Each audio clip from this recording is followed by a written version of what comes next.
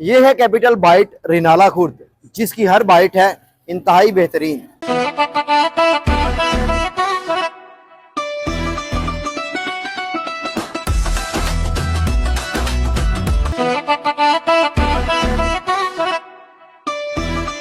सो भाई इनकी favourite item है इंजेक्टेड कुकर।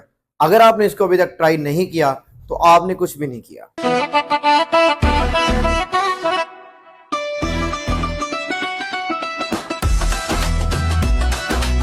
अगर इनकी सेटिंग की बात की जाए तो यहाँ पे आपको बेहतरीन और एस्थेटिक किस्म की सेटिंग मिलती है।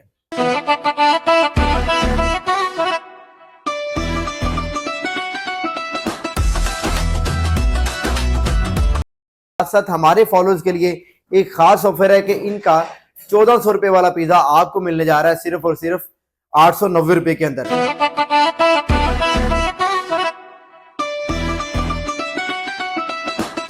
सो भाई मेरी तरफ से तो ये फुली रिकमेंडेड है। अगर आपने इनका कुकर अभी तक ट्राई नहीं किया तो जल्दी से पहुंच जाए कैपिटल बाइट पे।